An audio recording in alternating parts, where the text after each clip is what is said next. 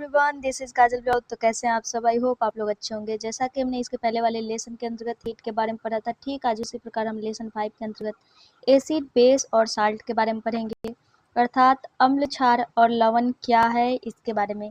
We use in our daily life a large number of substances which as lemon, tamarind, common salt, sugar and vinegar. Do they have the same taste?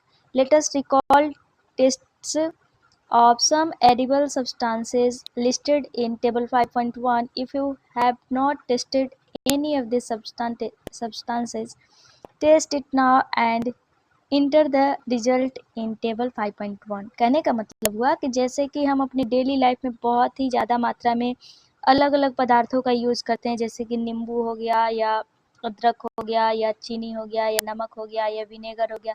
क्या हम सबका test लेते हैं? क्या सबका test समान होता है? कुछ ऐसे सब्सटेंसेस के बारे में आप याद कीजिए जिसको आपने चखा हो, जिसका स्वाद आपको पता हो और उसको यहाँ पे भरने का प्रयास कीजिए। जैसे कि सब्सटेंसेज है लेमन जूस, आपने खाया और उसको टेस्ट किया यानी स्वाद लिया तो कैसा आपको महसूस हुआ उसके बारे में लिखना है।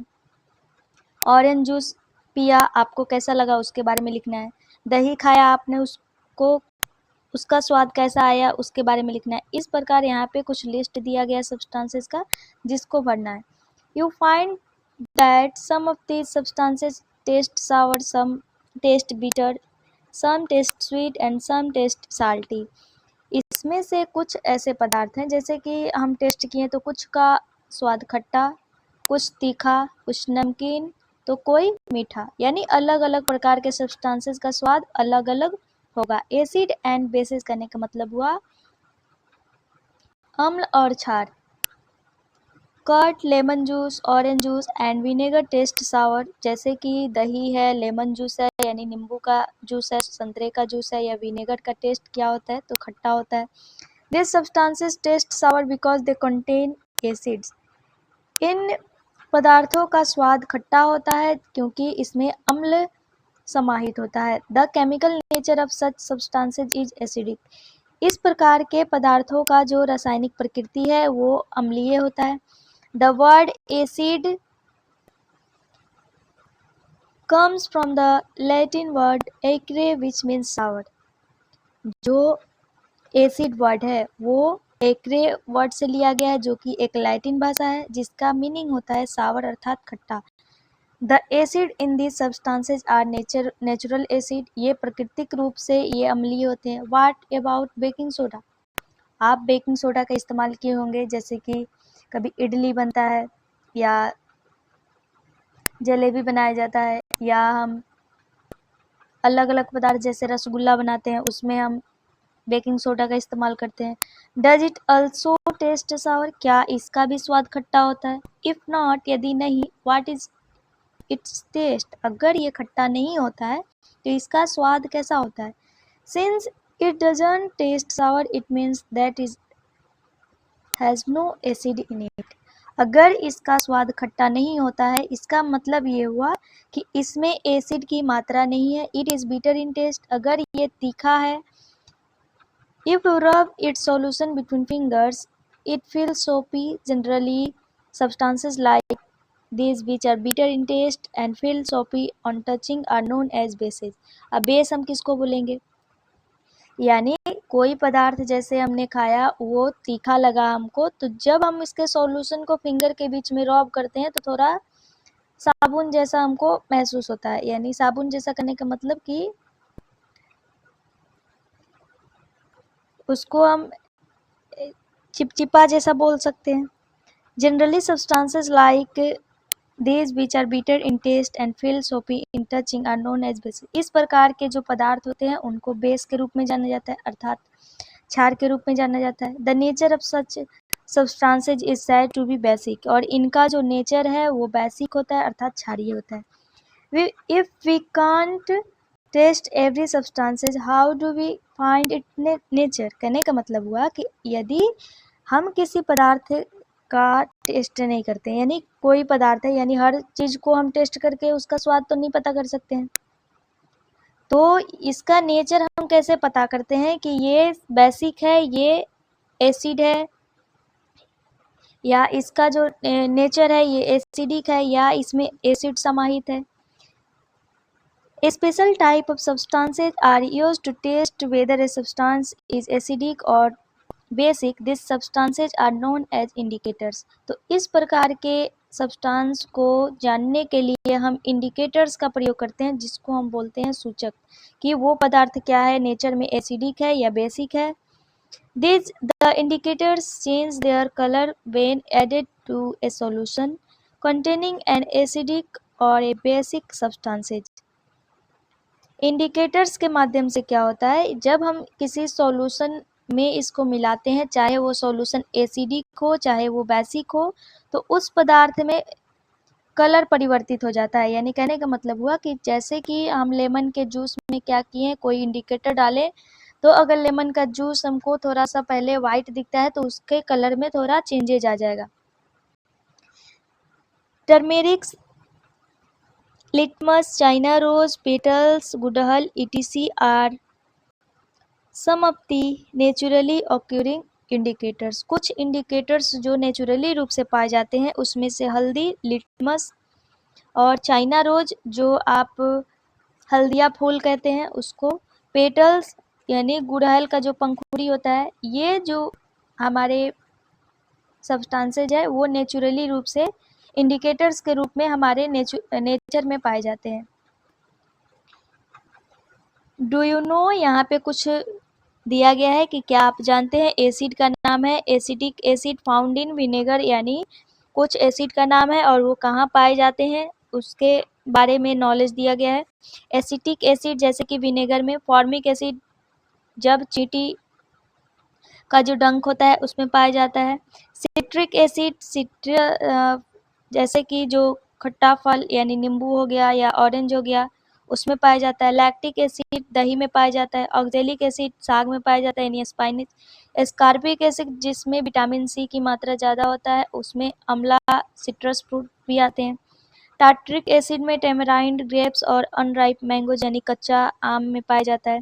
All the acid mentioned above occur in nature, यहाँ पे जितने भी ये एसिड पाए गए ये हमारे नेचर में पाए जाते हैं। जैसे कि साग, तो साग का हम फसल के माध्यम से प्राप्त कर लेते हैं, या अमला तो वो भी अमला का पौधा होता है, उससे अमला हमको प्राप्त होता है। जब हम उसको खाते हैं तो एस्कार्बिक एसिड हमको मिल जाता है। दूसरा विनेगर, विनेगर का भी निर्माण किया जाता है। Name of base found in, यहाँ पे कुछ बेस का नाम दिया गया है, बेस यानी क्षार का नाम दिया गया है। जैसे कि कैल्शियम हाइड्रोक्साइड, ये लाइम वाटर में पाया जाता है यानी चूना पानी में पाया जाता है। अमोनियम हाइड्रोक्साइड विंडो क्लीनर में पाया जाता है।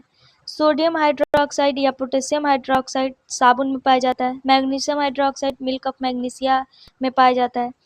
Can I test all substances to find their taste, Boojho यहाँ पे पूछता है कि क्या हम इन पदार्थों को टेस्ट कर सकते हैं इसका टेस्ट पता करने के लिए। तो पहेली बोलती है no. Have you not read the question, क्या आपने सावधानी नहीं पढ़ा था। तो सावधानी में क्या दिया था कि अगर आप किसी भी चीज़ को यूज करते हैं या किसी भी चीज़ को आप टच करना चाहते हैं या उसका टेस्ट करना चाहते हैं तो पहले आप उसके बारे में किसी से पूछिए। We should not taste on known, हम जिसके बारे में नहीं जानते हैं, जिस सब्सटेंस के बारे में हमको नॉलेज नहीं है उसको टेस्ट नहीं करना चाहिए, ये हमको हार्म कर सकते हैं यानी हानि पहुंचा सकते हैं। Natural indicators around us, natural indicators around us करने का मतलब हुआ कि हमारे चारों तरफ प्राकृतिक सूचक पाए जाते हैं। जैसे कि हम बोले नेचुरल जो लिटमस है या टेमेराइंड है या टर्मेरिक है, तो ये सब जितने भी नेचुरल रूप से पाए जाते हैं उसके रूप में। लिटमस एक नेचुरल डाई है। The most commonly used natural indicator is litmus, सबसे ज़्यादा सामान्य मात्रा में अगर प्राकृतिक सूचक का बात करें तो हम लिटमस का ज़्यादातर इस्तेमाल करते हैं। It is extracted from lichens, ये लाइकेन के थ्रू हमको प्राप्त होता है। It has a mauve purple colour in distil water, ये डिस्टिल वाटर में पर्पल कलर के रूप में पाया जाता है यानी बैगनी कलर के रूप में पाया जाता है। When added to an acidic solution, जब हम लिटमस को किसी अम्लीय विलयन में मिलाते हैं, it turns red, ये लाल में परिवर्तित हो जाता है। And when added to a basic solution, लेकिन जब हम इसको बेसिक सॉल्यूशन यानी क्षारीय विलयन में मिलाते हैं, ये ब्लू में कन्वर्ट हो जाता है। यानी कहने का मतलब हुआ कि acid is equal to red और basic is equal to blue. It is available in the form of a solution, ये एक विलयन के रूप में विद्यमान होता है, और in the form of strips of paper known as litmus paper, और एक पेपर के स्ट्रिप्स के रूप में पाया जाता है जिसको हम लिटमस पेपर बोलते हैं, अर्थात लिटमस पत्र। Generally it is available as red and blue litmus paper, सामान्यतः यह लाल और ब्लू रंग के लिटमस पेपर में पाया जाता है। यहाँ पे चित्र दिया गया है, आप देख सकते हैं। एक्टिविटी 5.1 दिया गया है, mix some water with lemon juice in a plastic cup tumbler या टेस्ट ट्यूब। आप क्या कीजिए, लेमन जूस में कुछ बूंद पानी डालिए और उसको मिलाइए। Put a drop of the above solution on a strip of the red litmus paper, और एक रेड लिटमस पेपर पे इसके सॉल्यूशन को कुछ ड्रॉप डालिए। क्या इसके कलर में चेंज आया? फिर इसी एक्सरसाइज को आप लिटमस पेपर पे जो ब्लू होगा उस पर रिपीट कीजिए। Note down if there is any change in colour. आप जो भी ऑब्जर्वेशन देखते हैं कि लाल वाले पे अगर आपने बूंद डाला तो उस पे क्या परिवर्तन हुआ, और जो ब्लू वाले पे डाला उसमें क्या परिवर्तन हुआ, उसको ऑब्जर्व कीजिए और उसको नोट डाउन कीजिए। Perform the same activity with the following substances. यहाँ पे कुछ और एक्टिविटी करना है इसी सब्सटेंस के माध्यम से। Tape water detergent solution, aerated drink soap solution, shampoo, common salt solution, sugar solution के साथ भी करना है, बेकिंग सोडा के साथ भी करना है, और milk of magnesia, washing soda, और इसको ऑब्जर्व करके रिकॉर्ड में आपको लिखना है। There are many substances on which litmus has no effect. कुछ ऐसे सब्सटेंस भी आपको मिलेंगे जहाँ पे लिटमस के पेपर पे कोई इफेक्ट नहीं हुआ, उस सब्सटेंस का भी नाम लिखना है। The solutions which don't change the color of either red or blue litmus are known as neutral solution. इस प्रकार के सॉल्यूशन को हम बोलते हैं न्यूट्रल सॉल्यूशन, यानी उदासीन विलयन। कहने का मतलब हुआ कि जिसमें लिटमस पत्र यानी जो लाल है और ब्लू है उसमें किसी भी प्रकार का परिवर्तन नहीं होता है, चाहे वो जैसे कि लेमन जूस में हमने डाला तो वो चेंज किया कलर, लेकिन ऐसा विलयन जिसमें इसके माध्यम से कोई भी इफेक्ट नहीं हो उसको बोलेंगे हम neutral solution. This substances are neither acidic और नॉर बेसिक। ये सब्सटेंस ना ही अम्लीय होता है ना ही क्षारीय होता है। Turmeric is another natural indicator. Turmeric एक दूसरा प्राकृतिक सूचक है। एक्टिविटी 5.2 दिए गए, take a table spoon full of turmeric powder. आप पे हल्दी का 1 चम्मच पाउडर लीजिए। Add little bit of water and make a paste. आप क्या कीजिए कि उसमें थोड़ा सा पानी डालिए, उसको पेस्ट बनाइए और उसको पेपर पे डिपॉजिट करने का। जैसे कि आप देखिएगा, जैसे कि स्टार्टिंग में क्या होता है कि जब लड़का लड़की का शादी होना होता है तो वहाँ पे पेपर पे हल्दी लगाने का जो प्रक्रिया होता है तो हम लोग वहाँ पे पेस्ट बनाते हैं। आप वहाँ से इस एग्जाम्पल को समझ सकते हैं। Cut then strips on the yellow paper of tent. आप एक थीन स्ट्रिप्स कट कीजिए जो येलो पेपर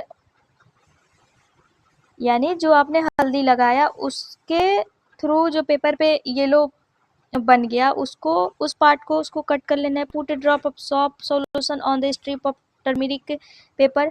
अब वहाँ पे आपको कुछ साबुन का विलयन बना के वहाँ पे ड्रॉप डालना है और आप क्या देखते हैं इसके बारे में ऑब्जर्व करना है। व्हाट डू यू ऑब्जर्व, यानी क्या आपने ऑब्जर्व किया। टू प्रिपेयर लाइम वाटर, जैसे कि चूना पत्थर हमको बनाना है। Take some water in the tumbler and add some lime. आप क्या कीजिए, एक टम्बलर में पानी भरिए और उस पानी में लाइम डालिए अर्थात चूना डालिए। Stir the solution and keep it some time. आप उसके घोल को मिलाइए और कुछ समय तक देखिए। Pour a little from the top, this is lime water. कुछ उसके टॉप साइड में थोड़ा थोड़ा बॉयल होने जैसा आएगा, उसको बोलते हैं लाइम वाटर। जैसे कि आप देखिएगा चूना पानी, जैसे कि कितने लोग खैनी का इस्तेमाल करते हैं, तो जब वो दुकानदार जब चूने का निर्माण करना होता है तो वो क्या करता है, जो जिस घड़ा में वो चूने का बनाने का काम करता है तो उस चूने में पानी को डालता है तो वो बॉयल होने लगता है और बाद में जाके लाइम का निर्माण कर देता है। तो आप यहाँ से एक एग्जाम्पल को ले सकते हैं। You can prepare a greeting card for your mother on her birthday. इसके अलावा आप अपने मम्मी के लिए क्या कर सकते हैं, उनका जब जन्मदिन आए तो आप ग्रीटिंग कार्ड बना सकते हैं। Apply turmeric paste on the sheet of plain white paper and dry it. आप क्या कीजिए कि एक व्हाइट पेपर लीजिए और उस पर टर्मेरिक का जितना भी आपने पेस्ट बनाया है उसको फैला दीजिए और उसको सूखने के लिए रख दीजिए। Dry beautiful flower with soft solution, और सॉफ्ट का सॉल्यूशन जो आपने बनाया उसके माध्यम से फूल बनाइए जो कि सुंदर दिखे। और कॉटन बर्ड के हेल्प से भी आपको इसको कर सकते हैं। You will get a beautiful greeting card. इस प्रकार आपको एक अच्छा ग्रीटिंग कार्ड मिल जाएगा। Similarly test the solution listed in table 5.3, note down your observation, you may try solutions of other substances also, China rose as indicator. यहाँ पे 5.3 दिया गया है। जिस प्रकार इसके पहले वाले सॉल्यूशन में हमने देखा कि बहुत सारे सॉल्यूशन दिए गए थे और बहुत सारे सब्सटेंसेस दिए गए थे जिसको टेस्ट करके हमको ऑब्जर्वेशन के थ्रू नोट डाउन करना था कि उस पर क्या इफेक्ट पड़ता है। ठीक उसी प्रकार यहाँ पे भी कुछ सॉल्यूशन दिया गया है, जैसे कि लेमन जूस है। टर्मेरिक का सॉल्यूशन जब हम मिलाते हैं तो वहाँ पे क्या प्रभाव पड़ता है और इसकी कमियाँ क्या आती है, इसके बारे में भी हमको लिखना है। China rose as indicator. China rose को जैसे कि हल्दिया फूल है उसको सूचक के रूप में हम देखते हैं। Collect some China rose गुड़हल petals and place them in a beaker। आप क्या कीजिए, चाइना रोज का कुछ पंखुड़ियाँ लीजिए और उसको बिकर में मिला के रखिए। Add some, यहाँ पे पूछो बोलता है now I understand why turmeric stain on my white shirt is turned to red when it is washed with soap. It is because the soap solution is basic। यानी पूछो यहाँ पे बोलता है कि अब मुझे समझ में आया कि क्यों, जब जैसे कि उसके शर्ट पे जो वाइट था उस पे टर्मेरिक लग गया, लेकिन जब उसको साबुन से धोने का प्रयास किया गया तो जब कपड़े की धुलाई हो रही थी तो वो रेड में टर्न हो गया। ये क्यों हुआ, क्योंकि जो साबुन का सॉल्यूशन होता है वो क्षारीय होता है अर्थात बेसिक होता है। यहाँ पे चाइना रोज इंडिकेटर के थ्रू दिखाया गया, आप देख सकते हैं यहाँ पे बिलियन बनाने का काम किया गया। Keep the mixture for some time till water becomes colored। आप उस मिक्सचर को देख के थोड़ा इंतजार कीजिए जब तक कि पानी में पेटल्स का रंग न घुल जाए। Use the coloured water as an indicator. फिर उस पानी को आप एक इंडिकेटर के रूप में यूज कर सकते हैं। और यहाँ पे टेबल 5.4 दिया गया है। यहाँ पे क्या इफेक्ट पड़ा, यानी पहले इसका कलर क्या था और बाद में इसका कलर क्या हो गया, इसके बारे में आपको भरना है। I am not getting the same result when using solid baking soda on dry litmus paper। Why? यहाँ पे बुझो बोलता है कि जैसे कि मैंने सेम रिजल्ट नहीं पाया जब मैंने बेकिंग सोडा जो कि सॉलिड था जिसका लिटमस पेपर पे इस्तेमाल किया, ऐसा क्यों हुआ। तो पहली बोलती है कि make a solution of baking soda and then dry. आप क्या कीजिए कि बेकिंग सोडा का सॉल्यूशन बनाइए, उसको ड्राई करने के लिए छोड़ दीजिए। एक्टिविटी 5.4 दिया गया है। यहाँ पे नेम ऑफ एसिड है, कुछ एसिड का नाम लिखना है। फिर इफेक्ट ऑफ लिटमस पेपर पे इफेक्ट क्या पड़ा इसके बारे में लिखना है। फिर टर्मेरिक पेपर का पे क्या इफेक्ट पड़ा इसमें लिखना है। फिर चाइना रोज के सॉल्यूशन में क्या इफेक्ट पड़ा इसके बारे में लिखना है। Are you familiar with the term acid rain. क्या आप एसिड रेन के बारे में जानते हैं। Have you ever hear about damaging effect of acid rain. क्या आपने कभी एसिड रेन के थ्रू जो भी इफेक्ट हुआ है उसके बारे में सुना है, यानी जो भी क्षति हुई। As the name indicates the rain containing excess of acid in called an acid rain. इस नेम के इंडिकेशन से ही पता चलता है कि बारिश में जब बहुत ही ज़्यादा मात्रा में अम्ल का हो जाना एसिड रेन का कारण होता है, अर्थात अम्ल वर्षा का कारण होता है। Where do this acid comes from, यानी ये एसिड कहाँ से आते हैं। The rain becomes acidic because carbon dioxide, sulphur dioxide and nitrogen dioxide which are released into the air as pollutants dissolve in raindrops to form carbonic acid, sulfuric acid and nitric acid respectively। Acid rain can cause damage to buildings, historical monuments, plants and animals. कहने का मतलब हुआ कि जैसे कि rain अम्लीय हो जाता है, यानी वर्षा अम्लीय नेचर का हो जाता है। क्यों? क्योंकि जो हमारे वातावरण में पॉल्यूटेंट्स है, जो प्रदूषक के रूप में कार्बन डाइऑक्साइड है, सल्फर डाइऑक्साइड है, नाइट्रोजन डाइऑक्साइड है, ये रिलीज होता है एयर में, जो कि प्रदूषक के रूप में होता है। फिर रेन ड्रॉप्स में मिल जाना, फिर जिसके कारण ये क्रमशः कार्बोनिक एसिड, सल्फ्यूरिक एसिड और नाइट्रिक एसिड का निर्माण करते हैं, जिसके माध्यम से अम्ल वर्षा का कारण बन जाता है। और इसके माध्यम से जितने भी भवन हैं उसका, जैसे कि बाहरी कलर है, तो घर के अंदर तो एसिड रेन नहीं आएगा, बाहर वाला जो दीवार होता है वो सारा खराब हो जाता है। जो ऐतिहासिक स्मारक है उसमें भी क्षति आती है, या प्लांट्स में भी, या एनिमल्स को भी, यहाँ तक कि आदमी से मर भी सकता है। यानी जब अम्ल वर्षा होगा तो हमारा स्किन जलने जैसा। Caution: great care should be taken while handling laboratory acid and bases because these are corrosive in nature, irritating and harmful to skin. यहाँ पे सावधानी बरतने के लिए दिया गया है कि आप जब लैब में जाते हैं तो एसिड और बेस का जब भी आप इस्तेमाल करते हैं तो आप थोड़ा संभल के रहिए, क्योंकि ये नेचुरली अगर बोला जाए तो बहुत ही ये संक्षारक होते हैं, यानी कोरोसिव इन नेचर। फिर ये हमारे स्किन के लिए हानिकारक भी होते हैं। Demonstrate the effect of the 3 indicators of each of the solution. Record your observation in table 5.5। जैसे कि हमने ऊपर के टेबल में 3 इंडिकेटर्स के बारे में पढ़ा, एक टर्मेरिक था, एक चाइना रोज था और एक लिटमस पेपर था। उस पर क्या इफेक्ट पड़ा इसके बारे में हमने अध्ययन किया। न्यूट्रलाइजेशन कहने का मतलब हुआ कि जैसे कि एक प्रक्रिया हम पढ़े, न्यूट्रल सॉल्यूशन यानी उदासीन विलयन। We have learned that acid turn blue litmus red and bases turn red litmus blue। यानी जैसे कि हमने पढ़ा कि एसिड ब्लू कलर में, acid blue litmus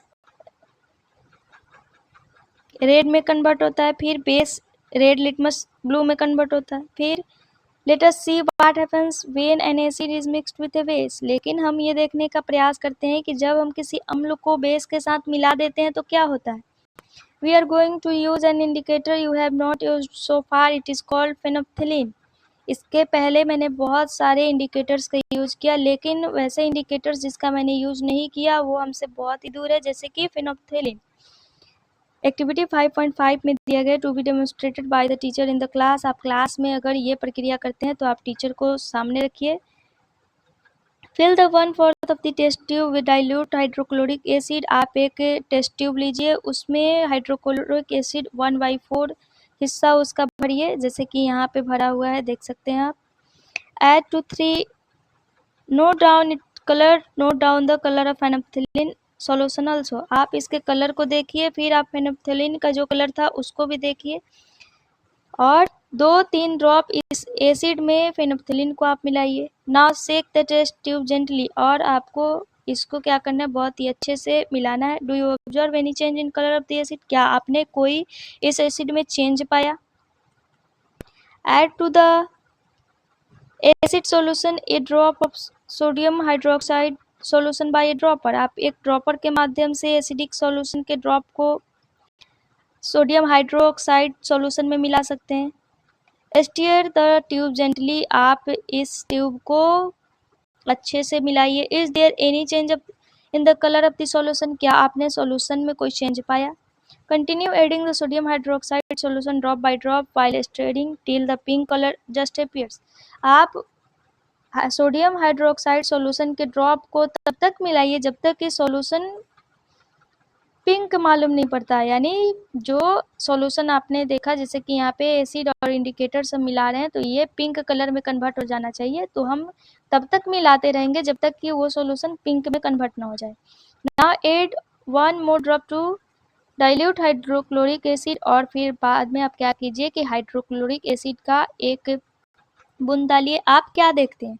the solution again becomes colourless. जैसे ही आप हाइड्रोक्लोरिक एसिड की मात्रा उस सॉल्यूशन में मिलाते हैं, आप देखते हैं कि जो सॉल्यूशन है वो उसमें एक भी कलर नहीं है, यानी वो बिना कलर के हो गया, निरंगहीन हो गया। Again add 1 drop of sodium hydroxide solution, is there any change in colour? The solution again becomes pink in colour. और जैसे ही आपने दोबारा सोडियम हाइड्रोक्साइड के एक बूंद मिलाया, उस सॉल्यूशन का कलर पिंक हो गया। It is evident that when the solution is basic, जैसे कि ये साक्ष्य के रूप में प्रस्तुत हुआ कि जब सॉल्यूशन बेसिक था यानी क्षारीय था, फिनोप्थेलिन गिव्स ए पिंक कलर। फिनोप्थेलिन क्या दे रहा था, यानी वो सॉल्यूशन पिंक में कन्वर्ट हो गया। On the other hand when the solution is acidic it remains colourless. लेकिन दूसरे ओर हम देखें, जब सॉल्यूशन एसिडिक था यानी नेचर उसका अम्लीय था, तो ये रंगहीन के रूप में उपस्थित हुआ। When an acidic solution is mixed with a basic solution, जब हम एसिडिक सॉल्यूशन को एक बेसिक सॉल्यूशन के साथ मिलाते हैं, both the solution neutralise the effect of each other, तो दोनों एक दूसरे के इफेक्ट को उदासीन कर देता है। When an acid solution and a base solution are mixed in suitable amounts, both the acidic nature of the acid and the basic nature of the base are destroyed. जब हम दोनों की मात्रा समान मात्रा में मिलाते हैं, उनका अमाउंट सेम होता है, तो जो अम्ल का एसिडिक नेचर है या जो बेस का बेसिक नेचर है वो दोनों खत्म हो जाता है। इस प्रकार वो न्यूट्रलाइज हो जाता है। The resulting solution is neither acidic nor basic, और जो सॉल्यूशन का रिजल्ट होता है ना ही वो अम्लीय होता है ना ही वो क्षारीय होता है।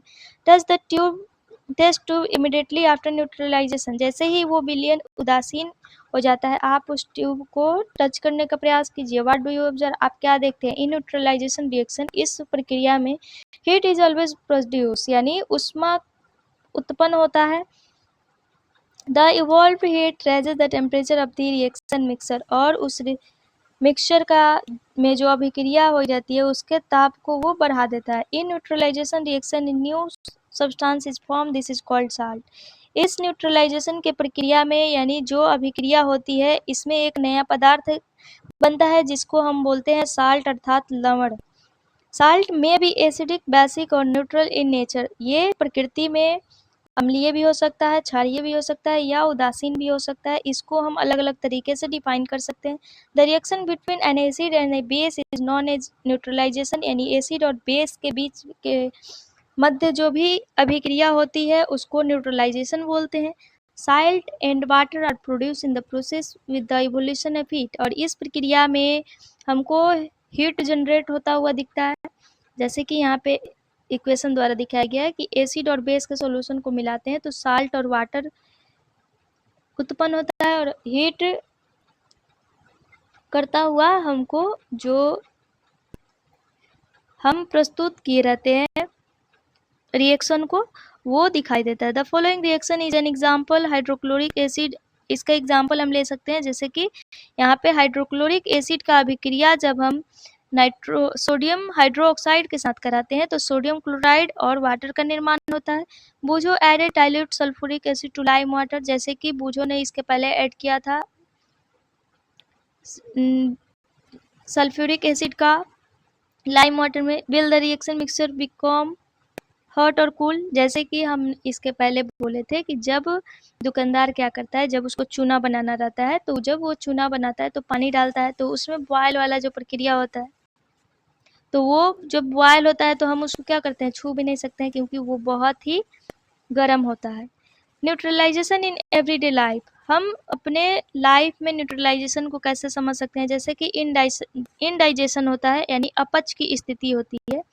Our stomach contains hydrochloric acid, it help us to digest food as you have learned in chapter 2, जैसा कि हमने चैप्टर 2 में पढ़ा था कि हमारे स्टमक में यानी हमारे आमाशय में HCl होता है यानी हाइड्रोक्लोरिक एसिड होता है, जो कि भोजन के पाचन में सहायक होता है। But too much of acid in stomach cause indigestion, लेकिन जब हमारे स्टमक में एसिड की मात्रा बहुत ही ज़्यादा हो जाती है तो इनडाइजेशन का स्थिति आ जाता है यानी अपच की स्थिति आ जाता है, अर्थात वो भोजन पचने लायक नहीं रहता है। और ये कभी कभी पेनफुल भी होता है यानी पेट दर्द करना।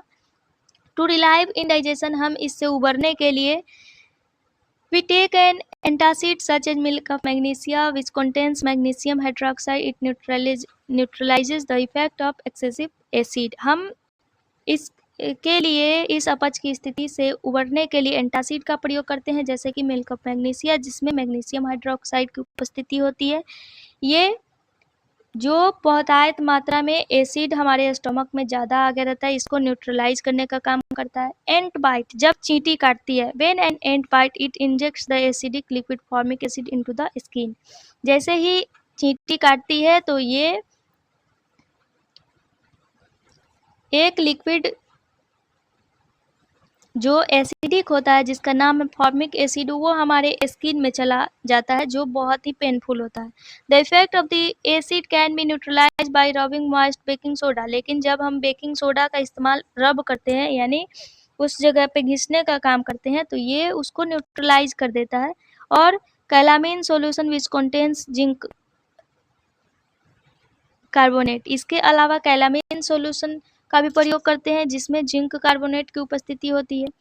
सोयल ट्रीटमेंट, यानी जैसे कि मिट्टी में अगर कुछ खराबी आ जाती है तो हम उसके ट्रीटमेंट के लिए जो यूज करते हैं। Excessive use of chemical fertilisers make the soil acidic, जैसे कि किसानों द्वारा फसल उगाने के लिए बहुत ही ज़्यादा रासायनिक उर्वरक का इस्तेमाल किया जाता है, जो सोयल को एसिडिक बना देता है, यानी अम्लीय बना देता है। Plant don't grow well when the soil is either too acidic और टू बेसिक, जब मिट्टी बहुत ही ज़्यादा लवणीय या क्षारीय की स्थिति में आ जाती है तो वहाँ पे प्लांट ग्रो नहीं कर पाते हैं अच्छे से। When the soil is too acidic it is treated with bases like quick lime, तो जब बहुत ही ज़्यादा एसिडिक हो जाता है मिट्टी तो हम एक बेस का इस्तेमाल करते हैं, जिसका नाम है क्विक लाइम, यानी कैल्शियम ऑक्साइड, जिसका शॉर्ट में हम बोलते हैं CaO, और slaked lime calcium hydroxide. If the soil is basic, लेकिन जब सोयल बेसिक नेचर में होता है तो ऑर्गेनिक मैटर यानी कंपोस्ट का यूज करते हैं। Organic matter release acid which neutralise the basic nature of the soil. Organic matter acid release करता है, यानी जो कार्बनिक पदार्थ होते हैं उसके थ्रू एसिड रिलीज होता है, जो बेसिक जो नेचर मिट्टी का होता है उसको न्यूट्रलाइज कर देता है, यानी उदासीन कर देता है, और इस प्रकार मिट्टी का ट्रीटमेंट हो जाता है।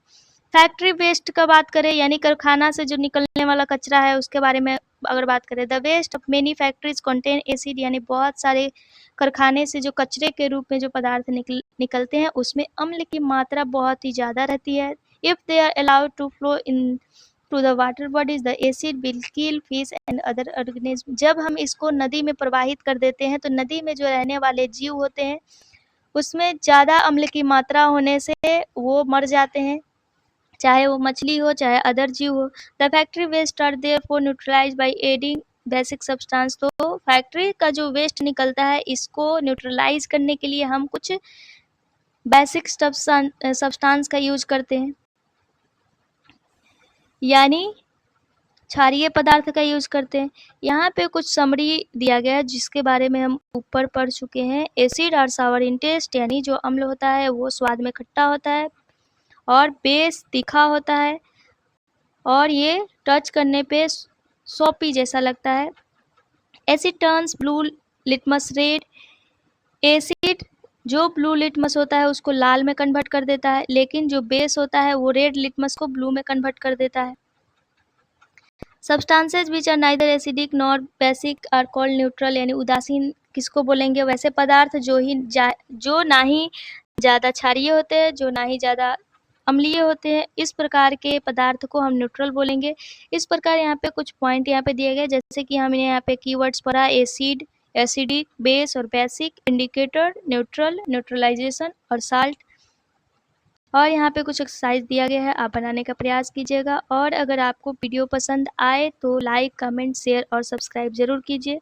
और कोई भी त्रुटि हो तो आप इसको कमेंट के थ्रू बता सकते हैं, जो मुझे हेल्प करेगा इसको इम्प्रूव करने में। और मेरा एक और रिक्वेस्ट है कि अगर आपको इस लेसन से जुड़ा हुआ PDF चाहिए, नोट्स चाहिए, तो आप मेरे व्हाट्सएप चैनल या टेलीग्राम चैनल से जुड़ करके PDF प्राप्त कर सकते हैं या नोट्स भी प्राप्त कर सकते हैं। So thank you so much.